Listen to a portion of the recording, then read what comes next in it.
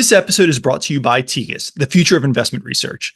If you follow my newsletters, you know that Tegus is one of the things I use most often. Almost every post I have has some clip from an expert call or some quote from a management transcript that I've got off BMSEC that, it's because of Tegus that I've got access to all of that. It's revolutionized how I get up to speed on new industries and companies. I've been a happy subscriber of it for over 3 years now. And I tell you, I use probably every day I'm logging on to Tegus to look at an expert call transcript. And I certainly know, my BMSEC, I'm glad that it's unlimited because I am looking at BMSEC all the time. I'm looking at my Google Chrome right now and I have 30 tabs open and I'd say 18 of them are from BMSEC. So between Tegus and BMSEC, I am a very devoted user here. Look, it's one platform where you can dive into expert call transcripts, management checks, panel calls, and detailed financial data. No more fragmented data sources or endless searching. Tegus brings everything together, giving you a crystal clear view of the industries and companies that matter most. If you're ready to supercharge your research, visit tegus.com/value. That's tegus.com/value. Trust me, once you've experienced Tegus, you won't go back to your old way of doing research.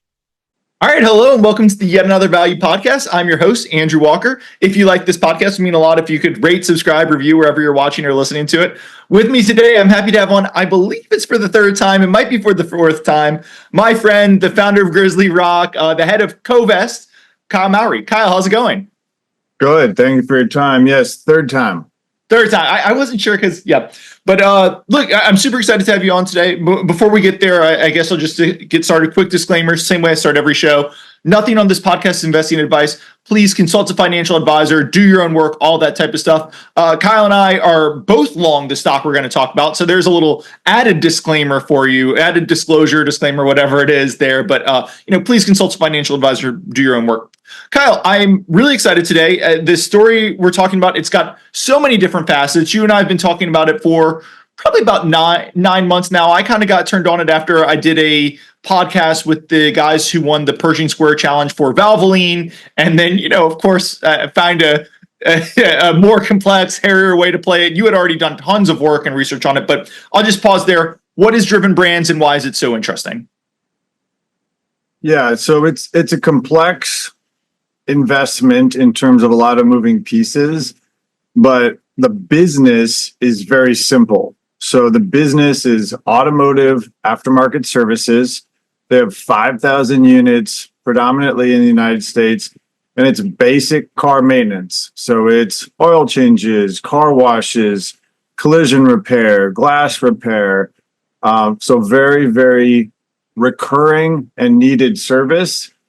This type of service ties with miles driven. It does not really not impacted by the economic cycle as much as many businesses. It's certainly not a political or interest rate sort of related play. So it's a very, very steady eddy end market based on miles driven, and certainly the transition towards do it for me services as opposed to do it yourself for things like oil change, it only continues to grow.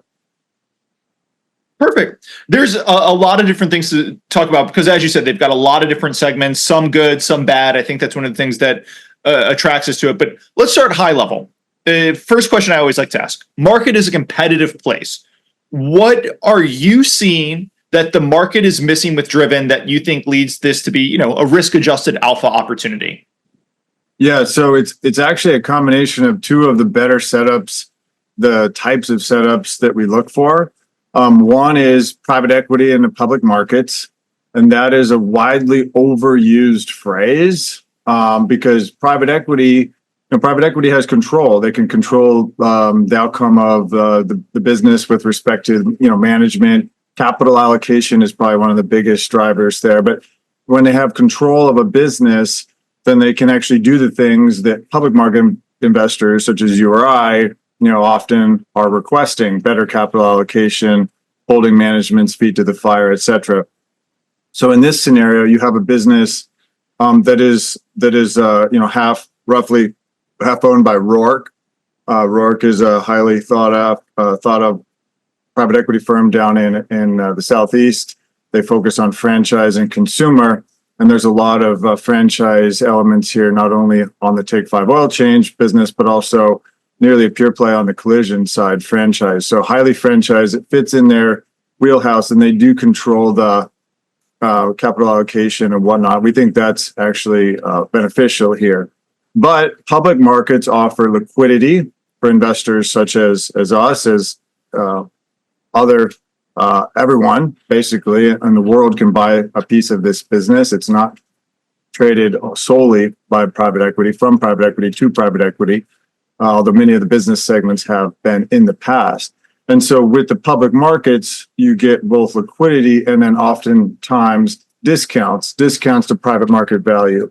And so I personally believe, and we're certainly long the stock, that Driven is wildly mispriced because of the second setup. And the second best type of setup that's really attractive here is goodco, badco.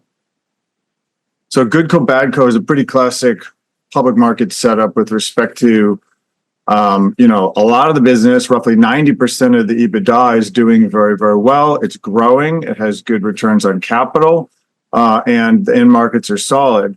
10% of the EBITDA here is quote unquote badco, and that has made the price go from, let's call it $30 a share to currently $14 a share. But it's only 10% of the EBITDA. Those issues, which are U.S. car wash, are largely ring-fenced, I believe. And they are actually in the process of potentially divesting that segment, right? They are running a process. This is a comment that we've received not only from management, but also industry sources that Driven has been attempting to sell U.S. car wash. It's a big slug. It's a big business. So it may or may not sell, but if it sells, it's going to sell by year end. And so that's the goodco, badco. 90% of the business is doing great. 10% is struggling, yet the markets, public markets, knock down the value of the stock by over 50%. And we think that's irrational. And we think that, leads to the opportunity we see today. That's great. So everything you talked in there is exactly what I wanted to hit in this. Let's start with a little history. You just mentioned the public markets have knocked this stock down by 50%. And what you're referring to is, the IPO, I think they were the IPO in the low 20s back in early 2021. They kind of trade there till it's July of 2023, where the shares go from 26 to 15 on earnings. Like they just complete puke. So why don't we start? What causes the puke? What causes this dislocation that kind of gives you the opportunity here? Yeah, so this business was perceived as a compounder at IPO because of the high returns on capital for all their businesses at the time, including U.S. car wash. Extremely high returns on capital in oil change. The franchise segments are doing very, very well. Collision, et cetera, very steady businesses, very high free cash flow conversion, et cetera. So this business actually traded in the mid to mid 20s on EBITDA multiple next 12 months at IPO, and traded there until U.S. car wash essentially blew up. And what happened here was there was a large push by private equity, Roark being one, but many other private equity firms that went, headlong into the U.S. car wash industry and really built that out. And what happened is there was too much money that came in too quickly, and prices paid by Roark or Driven, backed by Roark, were just simply too high. So they got in and around 400 car wash units. They spent $2 billion doing so. And however, that business, there was integration challenges, there were operational challenges, there were market share challenges with new entrants, and essentially that business. The investment thesis changed and the stock went down 40% overnight. That was not what was interesting to us. An industry going through an overinvestment cycle is usually not a great place to look for new ideas. What got us interested was 13 months ago in September of 2023, the company held an analyst day. And in the analyst day, they laid out 2026 projections, which was for material EBITDA growth. And the material EBITDA growth was from Take 5 oil change, about 2/3. if we're speaking in rough terms, and 1/3 related to auto glass. And they said, look, we're not going to put more capital into car wash. We're actually taking capital out of car wash. So we're taking this issue and we're ring fencing it is functionally what they said. And so that got, we looked at the public price, and then we looked at the go forward plan of, de-emphasizing car wash, certainly not putting capital into car wash. We knew the investor sentiment was focused on car wash, but we started looking at, one, can it be ring fenced? And our analysis said yes. And then two, are the growth drivers of the business, specifically oil change and auto glass, real? And as we did our work, it took some time because it's a very complex industry and it's something we had to get up to speed on. But it took 6 to 9 months to really do that work to the level that we wanted to do it. And it is very real. The returns on capital are very high, and we do think the numbers are inflecting higher. And quite frankly, not only do we think those numbers are inflecting higher, we think a lot of the growth is quote unquote embedded, meaning the new units that they're ramping on the oil change side of the business are maturing. And over the course of a 3-year maturation, each of those sites goes from negative EBITDA to significant positive EBITDA. So we think a lot of the EBITDA growth that the company is talking about is already embedded in the platform. And so that was, we saw a growing business, high free cash flow conversion, trading at a very low price. We understood why the price, that's car wash, but we thought that the public markets were, overly focused on the negatives. So that's great. I want to ask a lot of things, and I'll just encourage people not to pitch my own product, but go listen to the Valvoline podcast I did a few months ago. I'll try and include a link in the show notes because we really dive into the oil change segment, and that's a key competitor. I'm going to try and hit it here, but we've got 5 different segments to talk about. So go listen to that if you want, and go listen to Driven's 2023 Analyst Day if you're interested in that. But I guess let's start. You mentioned my first thing when I came in this, or when I was looking at Valvoline, you mentioned car wash, right? What happens is COVID, car wash is booming. People are getting their car wash. Tons of money floods into the space, and it turns out to be a lot more commoditized than people thought. One of the worries I have with Driven is oil change. You mentioned 2023 Analyst Day. They say, hey, we're going to take 5 from just under 300 million in EBITDA to it's like 450 in 2026, right? That's great growth. They say a lot of it's embedded as these stores ramp and everything. But I guess my question would be, I've got Take 5 saying that. I've got Valvoline saying that. I know there are a few other chains that are growing. Everybody has recognized, do it for me. Quick oil change is a really nice business. I guess my question, why are we not going to be sitting here 2 years from now and saying, oh, there was oversupply coming in oil change too. Everybody was rushing to grab market, too much oversupply, and this was a commodity business. Like, what protects Take 5 from that? Yeah, so just to level set on oil change industry, only 20% of oil changes are currently done at Quick Lube, and that number is growing rapidly. So the bulk of where the market share gains are coming for the industry come from general automotive repair, and dealership. Okay. And so you've got a lot of businesses. An oil change is, let's call it $100, right?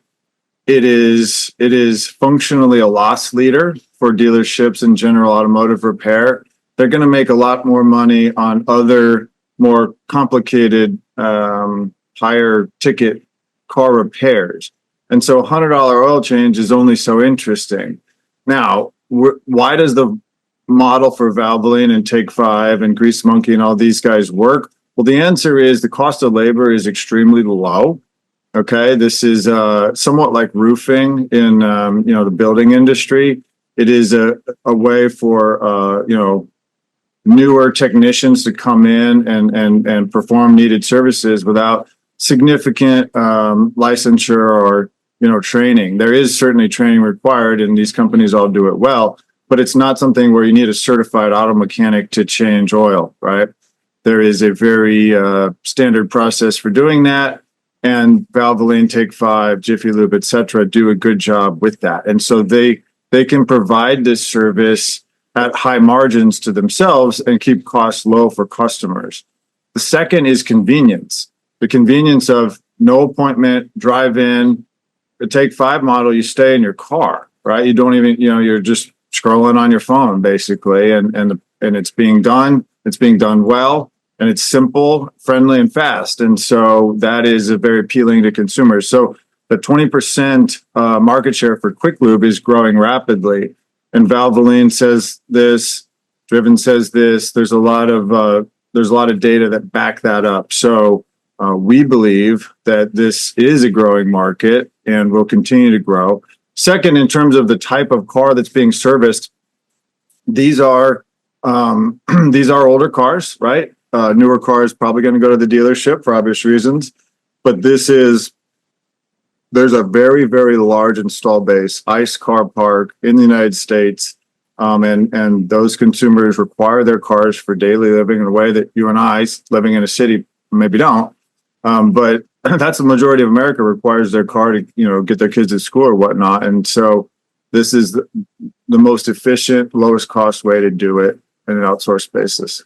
So one of the interesting things since Valvoline, since I got interested in Driven, all my friends now, I ask when I go visit them, the friends around the city, hey, you've got a car, how do you get your oil change? And they're like, always like, what? Why are you asking? But inevitably, if their car is 3-ish years or younger, they say, oh, I go to the auto dealership. And you say, why? And they say, oh, because it's free, because it's under the auto dealership warranty, because the auto dealership. But after 3 years, when it's up, inevitably, if they've got that car, they're saying, I go to a quick lube spot. And once I texted you, I was driving with my brother-in-law, and he pointed to a Take 5, and I was like, we thank you for your service. But inevitably, you ask, and you say, why? And they say, look, it's on my way to work.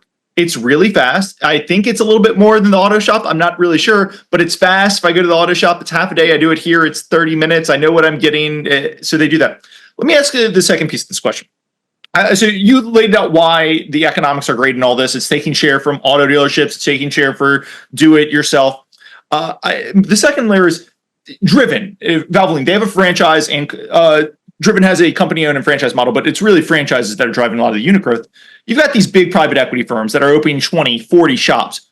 Why is a private equity firm choosing to work with Take 5 in this case, instead of saying, hey, we're going to open 50 shops in a little region? Why don't we just do it ourselves and cut out the 10% of sales that we would be paying Take 5, right? I guess the second way I'm asking is, why isn't this just like lots of little local players? Why is the brand and the scale really beneficial to Driven/Take 5?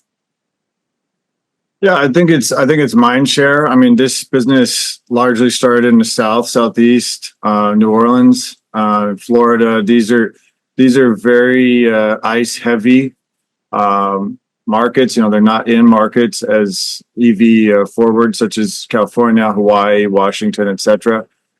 These are sort of traditional ICE type markets, and I think the brand does matter. I don't know that the customer is really making a differentiation between Jiffy Lube, Valvoline, and Take 5, because the service is largely a commodity, but it's a convenience factor, right? So if it's convenient, the price is in and around the same, but if it's more convenient, they just pop in, pop out, and they're on their way. So I think it's brand recognition and convenience. That being on the right street corner absolutely matters here.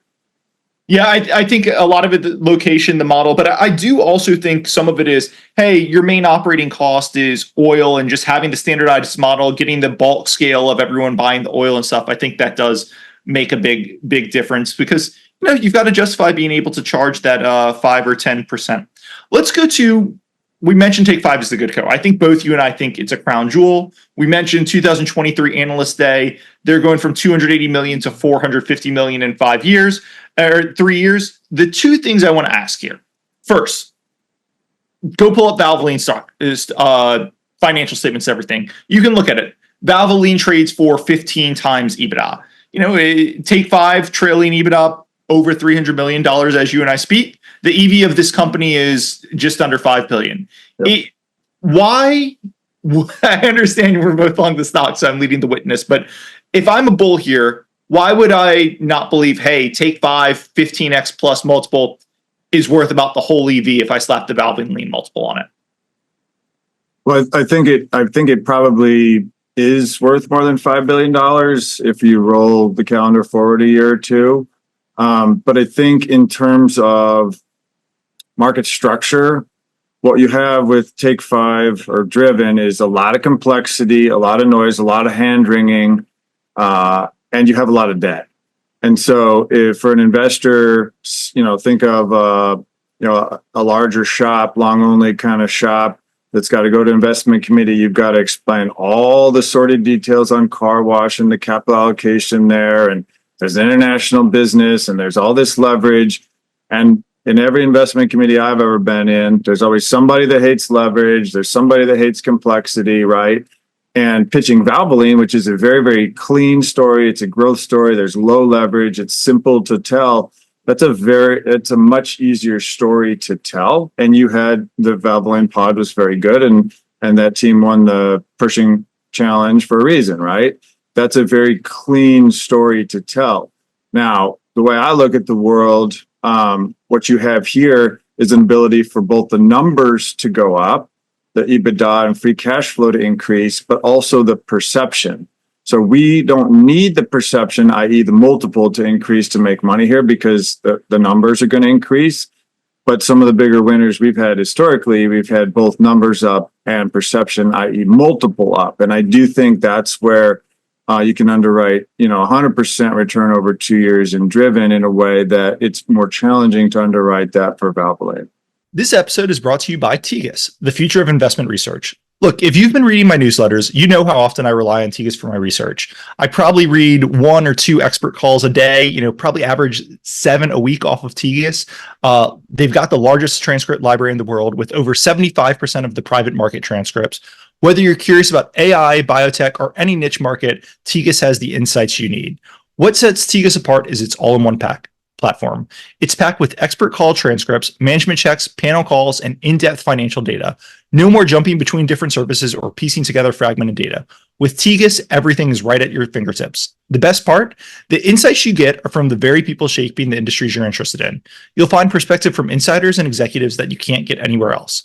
To see Tegus in action and understand why it's one of my go-to resources, visit tegus.com/value. That's TEGUS.com/value.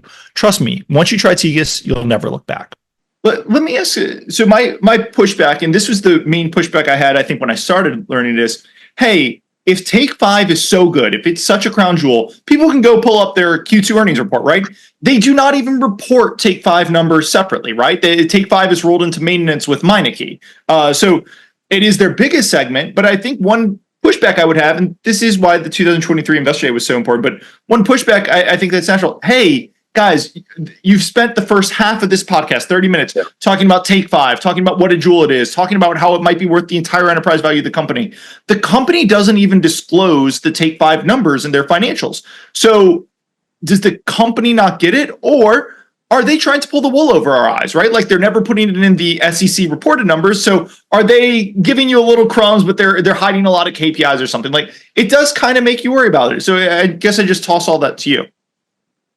Yet is the issue. And I think what the company has said is that they are going to be resegmenting the business starting in 2025. So, January, February, when they, kind of lay out what they see for the year, they are going to break out Take 5. They've actually been working on that internally for over 6 months. That predated the new CFO, but, on the road shows and whatnot, since the new CFO has come in, he has reiterated that. So I think those numbers are coming. Plus, the beauty of a franchise business is the franchise disclosure documents are publicly available information and contain a plethora of data. So in our deck, which you're going to post along with this pod in the show notes, and I'll post on our website as well. Should have mentioned at the start. Absolutely. Yep. Yeah. So we were able to glean and decipher a lot of data. And yes, we had to make a lot of assumptions on corporate cost allocation, et cetera. But directionally, the numbers are accurate, based on the franchise disclosure document and what the company publicly discloses. Now, I do think, and I don't mean to poke at Roark, but I do think, public markets investors want all the data that they're going to be given, and private equity folks tend to not want to give data. And that there's just a rub in that. And I think they have it all. They are the majority owner of the business and are making the decisions for the best interest of all shareholders, including themselves. But there's certainly a dichotomy when private equity is running a publicly listed company. There's a dichotomy in mentality from disclosure. But I do think, look, they have to mark this to market. It's a big position for them, and they are not happy with the, stock price. They're not happy with what they have to report to their investors. And so they are aligned in terms of improving the disclosure. And I expect that we'll see that in a few months. I'm glad you mentioned Roark, because I did want to talk about them at some point. Roark controls the company, own about 62%. And I think that's interesting in a lot of ways. I think private equity controlled companies are very interesting in public markets, because if private equity controls a lot, some people are skeptical. If you think they're aligned, they probably do better than your average co. If you think they're not, they probably take more than your average co. They are more illiquid because private equity controls them, which might fewer eyeballs, which might lead to more opportunity. But I just want to ask about Roark. How do you view their ownership here? And I'll throw my part B. Roark controls Inspire Brands, which owns a bunch of consumer-facing stuff. That's been rumored that it's going to IPO inside of the next year, $20 billion IPO. And I have heard a lot of people say, hey, Roark might need to take care of their driven problem before they can IPO Inspire. You don't want something that's doing poorly in the public markets when you're doing this thing. So I threw a lot out there, but I'd love to just hear how you think about Roark and everything I listed. Yeah, I think that the type of buyer, institutional long-only buyer that they're looking for on the IPO is going to be a very similar set to that went into driven and probably got bagged to a certain extent here. So yeah, I do think they want to rectify it. I think they know that, and that's why they're running the strategic process for car wash. Like, I think this investment works over a couple of years. If they do not sell car wash, they just grow, delever, and then kind of get the leverage where the public market wants it. I think the stock does really well. I think the stock does much better in the near term if they sell part or all of car wash. But I don't want to get too far down the road. In terms of Roark, the first thing that I think about when I see private equity as a large holder is, look, private equity is an owner of businesses for 5 to 10 years, and it's inherent in the model that they must monetize. So is private equity overhang going to keep a lid on this stock? I look at the 2 transactions that they enacted were in and around $30 a share.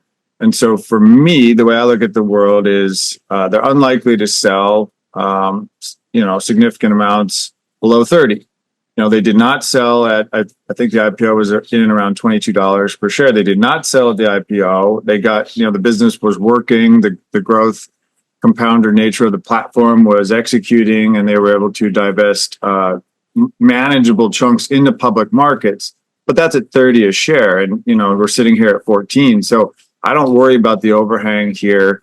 That was the first thing we looked at with respect to Roark. And the second thing we looked at with respect to Roark is something we look at every company, and that's capital allocation, right?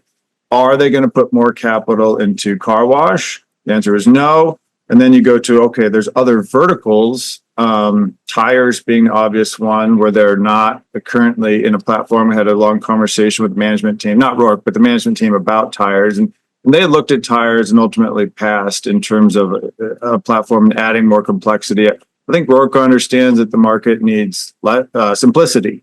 And so I think we're going towards simplicity, not only with the resegmentation, but also the possible divestiture of car wash.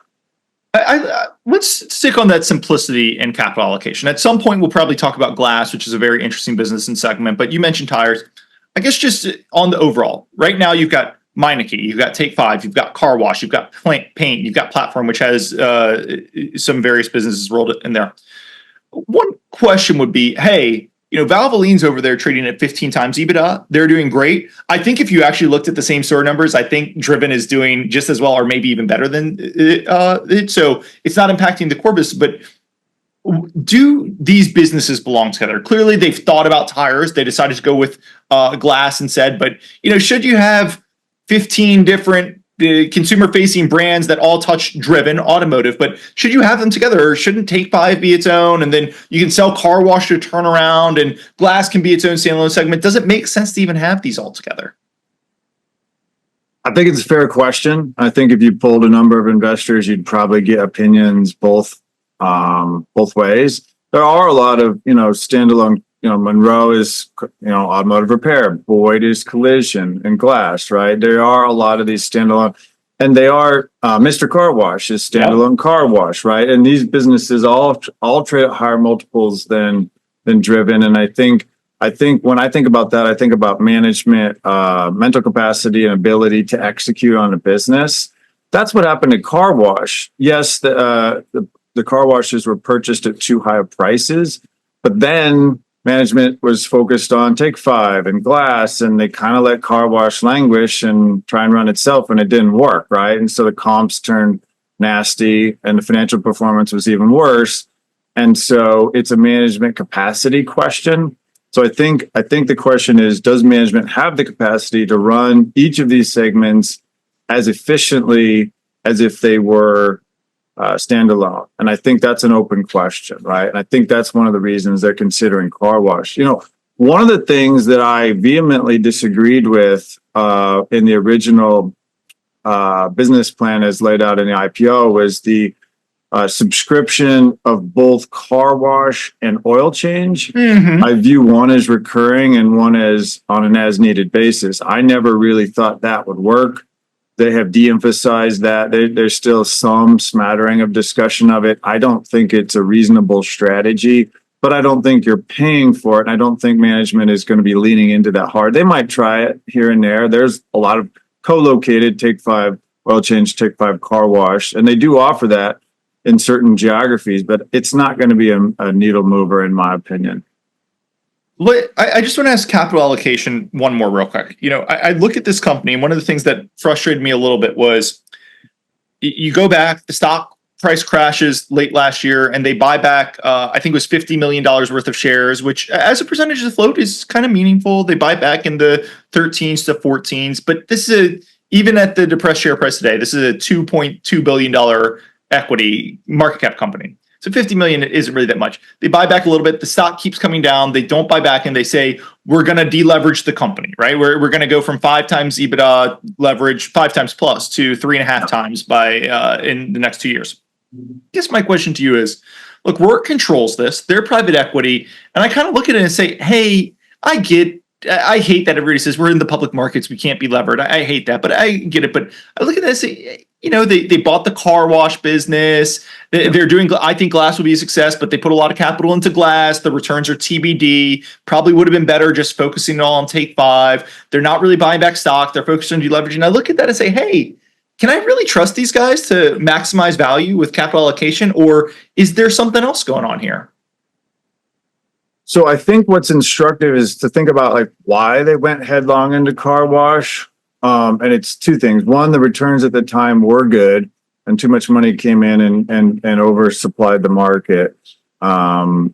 Driven bought a lot of existing car washes. There was a lot of also new building, greenfields.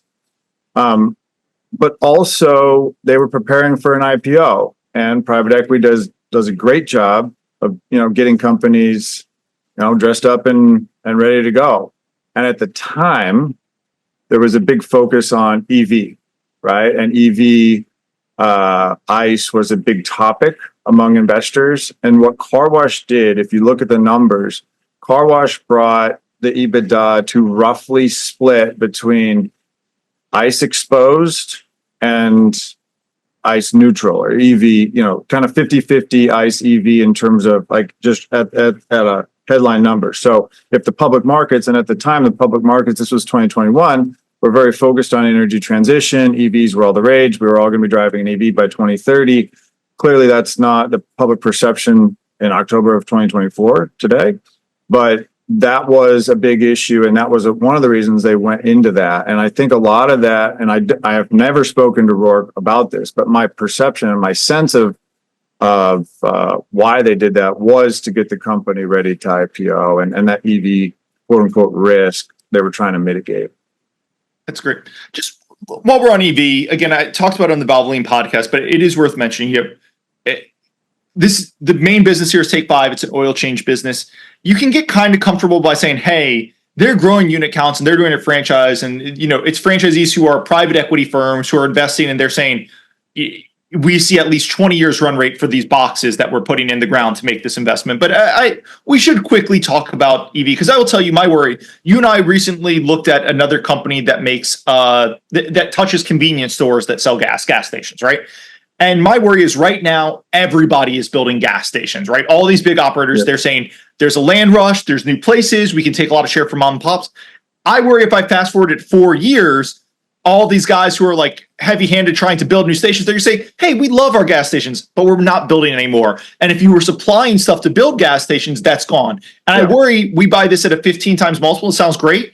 And we fast forward 5 years and say, hey, our existing store base is great, but there's no unit growth anymore, right? Nobody wants to build new oil change facilities because the ICE park is starting to come down as the EVs grow. And people say, our store count's great, don't need to grow anymore. And then this isn't a 15 times EBITDA business, then it's a 7 times EBITDA business. So I threw a lot out there. I'd love to hear your thoughts on all that. Yeah, and I think that is a certain amount of risk for sure. But we're not buying Take 5 at 15 times. Great point. We're buying Take 5 at 8. 8 on next year's street consensus numbers, 8 times. And there's a high free cash flow conversion. And Take 5, yes, you and I probably believe it's worth the whole enterprise value today, but there's a lot of those other businesses which are EV neutral, right? There's a giant collision business, and the collision business is basically franchised. And so what's the multiple on any franchise business? It's not 8. And the reason is the free cash flow conversion is very high. The reason collision works really well as a franchise model is the complexity requires there to be significant owner operators in the space. So there's a lot of owner operators that own 1 or 2 collision centers that they like to put them under a brand, a national brand. There's a lot of marketing and affiliate, lead generation that way. I think a lot of the reason is working with the insurance companies, right? You need a little bit of scale at the national level to get the insurance contracts, and the insurance contracts probably not going to work with one individual store, but if they can get 100 stores and then the franchise, tell me if I'm wrong on any of that. No, and that's part and parcel of what it is. And I think going back to the catalyst path and the resegmentation, the way that the company Driven has said they're going to lay it out is it's basically going to be Take 5, Auto Glass, which I do want to hit, and then franchise, and then other. And the franchise multiple right now, we could argue about multiples. I would probably put a 13 on that. Many would have a higher multiple. But the point is that that's not an 8. Take 5 is not an 8. The 8 is only being applied because of the issues in car wash, and that's fine. Put an 8 on car wash, right? I mean, Mr. Car Wash, which is better operated than Driven's car washes, trades at 9. Yeah. So let's not quibble here about whether car wash is worth X, Y, or Z. Let's just say, hey, look, the growth drivers are trading at a depressed multiple vis-a-vis every relevant public comp, every relevant private transaction, and that has to do with public perception of the car wash rather than focus on where the business is going. Out the windshield, pun intended. Out the windshield, I just want to mention some of the franchise businesses like Meineke. I've mentioned them a few times. They'll be in franchise. I mean, it's not like these are small businesses. I'd guess most people have heard of Meineke because they advertise on Football Sundays a lot. Let's talk about glass, though. You said out the windshield, great transition to glass. I think it is a absolutely fascinating story. I think the risk reward of glass at today's prices and everything is really interesting. But I'd love to talk about the glass segment. What is it? What they're trying to do, and also some of the really interesting drivers behind the glass business. Yeah, and this is where I actually probably wear a more bullish hat than most, even Driven longs. So the glass business, everybody knows Safe Flight, right? Safe Flight is Safe Flight repair, Safe Flight replace. Yeah, they have 50% market share in the United States, 50. So pretty darn strong, right? This is a great business. It's the number one. It's a global business, and it trades at extremely high multiples because of the quality of the business, the market share, the industry, etc. But auto glass is actually a wildly growing industry, and you say, well, why is that? The answer is increased car technology, specifically, what are called ADAS systems. These are basically driver technology systems that help, do adaptive cruise control, stay in your lane, all of these, monitoring driver's eyes, etc. All this technology that's going into the cabin to help enable driver safety requires cameras, and what the cameras require is calibration. And so this is a nascent trend which will only get larger and larger. Roughly 90% of the cars rolling off the lines, new cars right now, have technology which requires calibration. I'm surprised it's not 100, to be honest with you. I can't believe there's a company making cars that don't. Yeah. Right, but that's not true of the car park. The installed car park is 11 and a half, 12 years old, and most of an 11-year-old car probably doesn't have that. Maybe some of the Germans and Japanese started mandating it the middle of last decade. So there is some in the install base, but it's only growing. And what that does is take windshield replacement from, let's say, $400, which is something that's usually out of pocket from a customer, right? If you get a rock kick up on the highway, you crack your windshield, you got to get it replaced for safety, obviously. You know, what used to be something that was done out of pocket, it's now, instead of $400, it's now $1,200, $1,500. And that is for the average American an insurance claim. And so the business is going insurance, and it's growing significantly because of the calibration technology required, which is simply a big fancy machine and 45 minutes of time by a trained tech. It's going institutional with insurance, and it's going higher dollar, which is industry growth. And so auto glass as an industry is a dramatic grower vis-a-vis what you might think, right? So what the market was before 2022 was Safelite and everybody else. And what Roark's thesis was, or Driven's thesis, was that there was an opportunity for a national number two to come in and be able to offer services to commercial fleets, to regional insurers. And so that's what they did. So they assembled 12 disparate in geography auto glass businesses, and they centralized that under the Auto Glass Now brand. And they just got in Q1 of this year, 2024, they just got them all on the same operating platform. And so the thesis, which I believe is very real, is to grow in regional insurance, commercial fleet, and retail. It's about a third in terms of revenue on the auto glass side from those businesses. And then once you're national, grow in regional insurance. So there's 3,000 regional insurers in the U.S. You know, you or I might not know them. We might be with the biggies, but there's a lot of folks who aren't. And Safelite, because of its market share, has been able to charge those companies quite high prices because they don't need the volume. So if you want to come to Safelite, great. We are who we are. We're the number one. We're the gold standard, and we're going to charge you for it. Well, you know, Auto Glass Now, Driven, believes that there is a price that makes the numbers work, where they can really be a preferred supplier to regional insurance. And you just started to see in the spring of this year, and it's been accelerating, regional insurance wins. So we absolutely think that the auto glass is a growing business. It took them, 4 or 5 quarters more than they anticipated to kind of get going, but they're nascent. You know, that business is in around $50 million of EBITDA. We think that 50 can double in 2-3 years. And we think once it gets going, we think it continues going and grows thereafter. So we really have a high view of that business. Execution challenges are known, and they're in the rearview mirror, in my opinion. So that's kind of the framing on glass.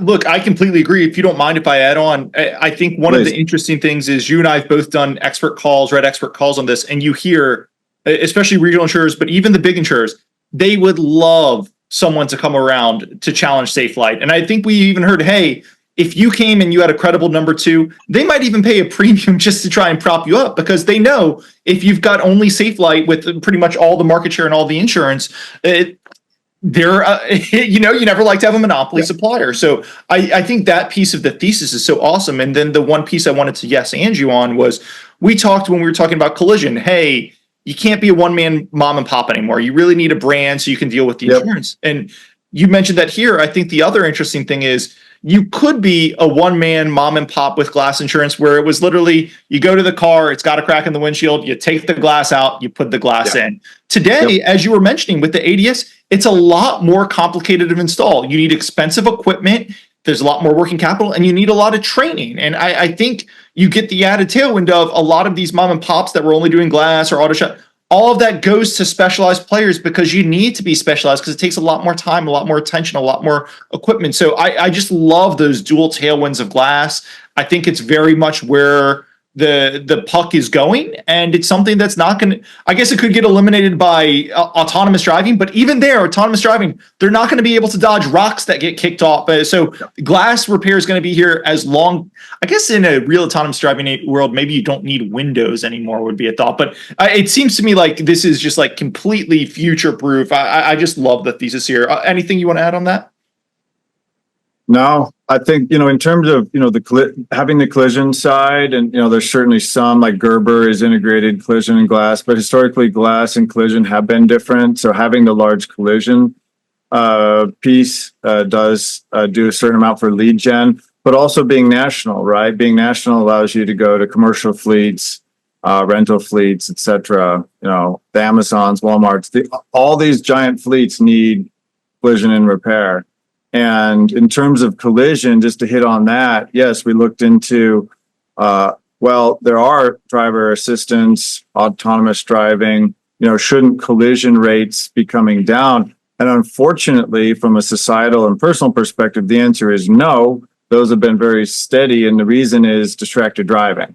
So you have distracted driving offsetting the improvements in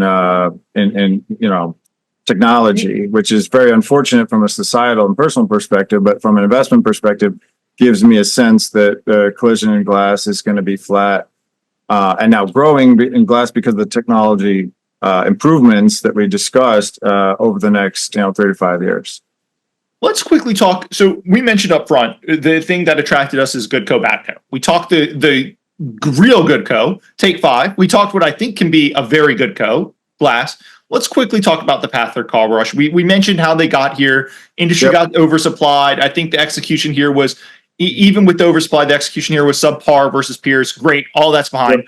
Car wash does over $100 million per year in EBITDA, and this is a $5 billion business. So it is still a meaningful piece of the value, So let's just quickly talk the path for car wash. They're not going to put more capital in it, but what do you think the next steps with car wash are?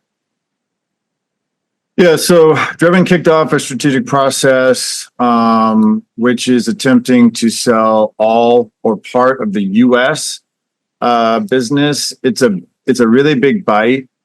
The only player who could function, a new private equity firm, large, bulge bracket private equity firm could take it down, national footprint. But the only other really national player is Mr. Car Wash. They have 500 units, and DRVN has about 375. So that's a pretty big bite for Mr. Car Wash. I think what is more likely to happen than selling the whole thing, although I'd do a backflip if they did, is selling a certain geography, one or more geographies to work down the leverage. But just in terms of capital, just to put some round numbers in place, DRVN spent about $2 billion on putting the car wash business together. And if we put a reasonable multiple, 8 to 9 multiple on the current EBITDA, that's in and around $1 billion, just to make the math easy. So $1 billion of value has been destroyed, is what it is. That's a known.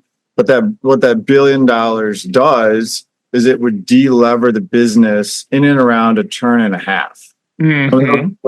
So 1.5 turn debt reduction from 5 to instantly 3.5, and reducing quickly thereafter. If they sell less, obviously it'll be less leverage reduction, et cetera. But it also just de-emphasizes the perception of it. Secondly, there is an international business, which is they call it independently operated. It's basically a franchise business that's UK, Europe, and some other geographies. And why the heck is that business tagged on?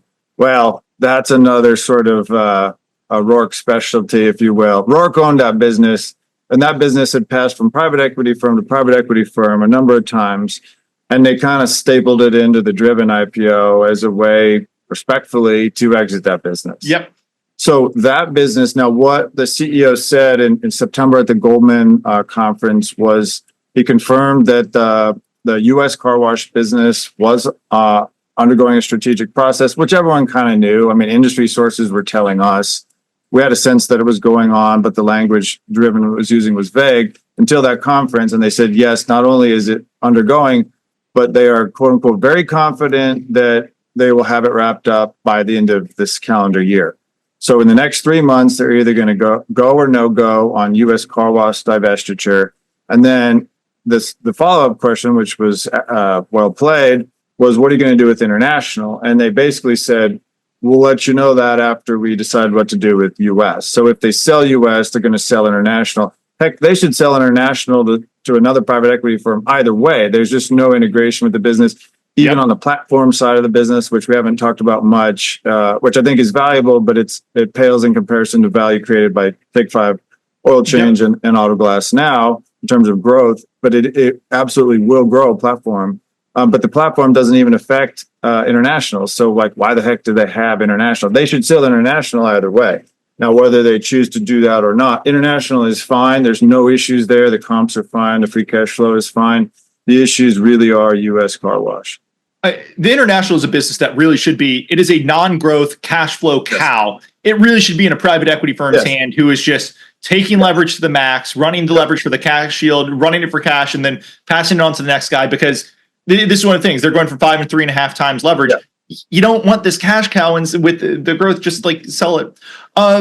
We've talked about a lot here. Oh, you mentioned the Goldman conference. There was one other thing that they said at the Goldman conference. They have a new CFO, and the CEO was joking that he got in at the right time and the stock was going to triple, and the CFO was going to make unreal amounts of money from all of the RSUs and options he got granted when he's hired. So, take that for what it's worth. That's not financial advice. Go to him for financial advice if you want to follow that. But I thought it was worth mentioning. Yep. We have talked about a lot. Let me ask one last question before I kind of turn it over to you, because there is a lot of other stuff we could talk about that we haven't hit. I love this question, the framing. A friend of both of ours put it to us. I think I might make this the standard final question I ask, but we've talked bullishly about a lot of stuff. We've talked about the valuation, everything. We've talked about the growth trends. You and I are sitting here. We're hopefully doing the podcast together. It's your 14th appearance. It's 2027, 2028. And we say Driven didn't work.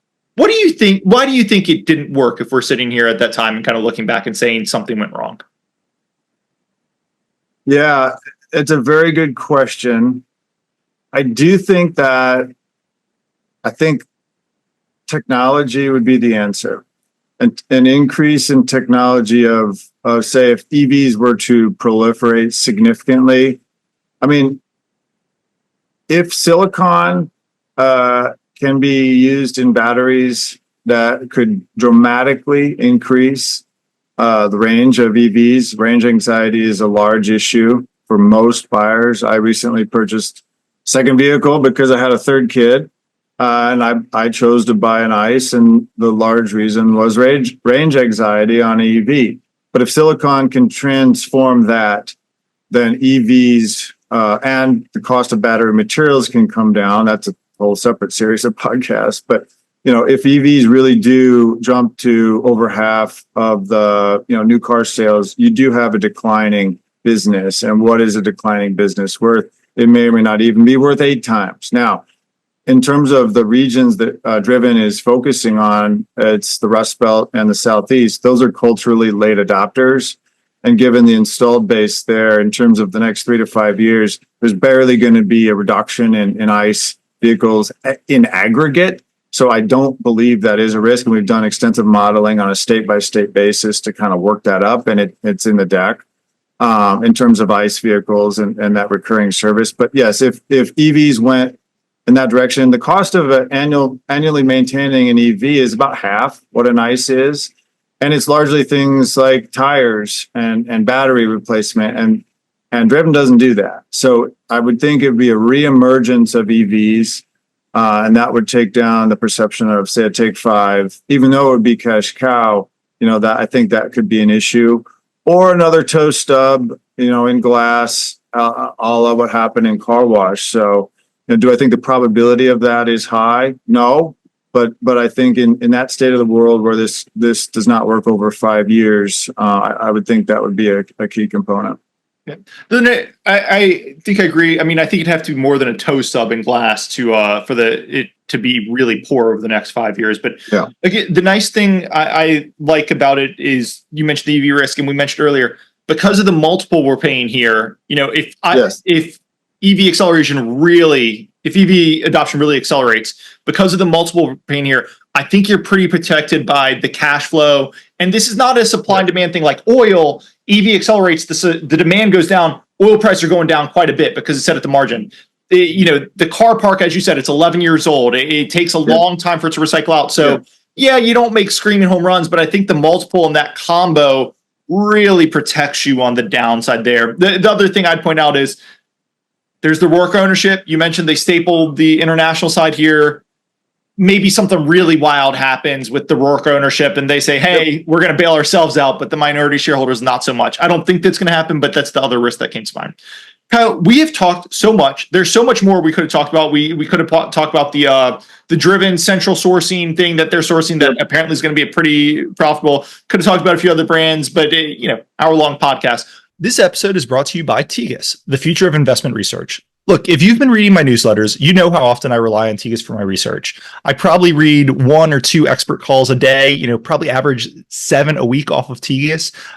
They've got the largest transcript library in the world with over 75% of the private market transcripts. Whether you're curious about AI, biotech, or any niche market, Tegus has the insights you need. What sets Tegus apart is its all-in-one platform. It's packed with expert call transcripts, management checks, panel calls, and in-depth financial data. No more jumping between different services or piecing together fragmented data. With Tegus, everything is right at your fingertips. The best part? The insights you get are from the very people shaping the industries you're interested in. You'll find perspective from insiders and executives that you can't get anywhere else. To see Tegus in action and understand why it's one of my go-to resources, visit tegus.com/value. That's tegus.com/value. Trust me, once you try Tegus, you'll never look back. Just want to ask you, anything you think we should have hit that we didn't hit on, or anything you think we kind of brushed over we should have hit a little harder?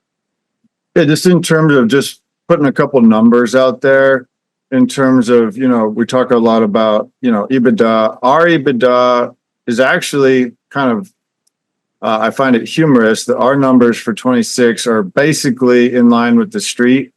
The street's at $740 million of EBITDA. The company's guidance is 825. Functionally, when you do a lease adjustment on the 850 from Analyst Day. And that, that's 43-ish% EBITDA growth. That's significant. That's a 13% 3-year EBITDA CAGR. On next year, you're buying a business at an 8% free cash flow yield, pre-growth CapEx, which is a high ROIC, and then it goes to 13% the next year. So this business is generating significant amounts of cash, which is being reinvested in the business, and it's growing. Lastly, me, and I understand how you think to a certain extent as well. Neither one of us are Buffett acolytes, but there's a reason Buffett is Buffett. And I think, there's been a lot of discussion around his quote unquote Buffett test of, is the business trading below 15 times earnings? Driven checks that box. It's trading at 14 times GAAP earnings for next year. So you're not paying a huge multiple on earnings, GAAP earnings. And then does the business have a 90% confidence interval of growth over 5 years?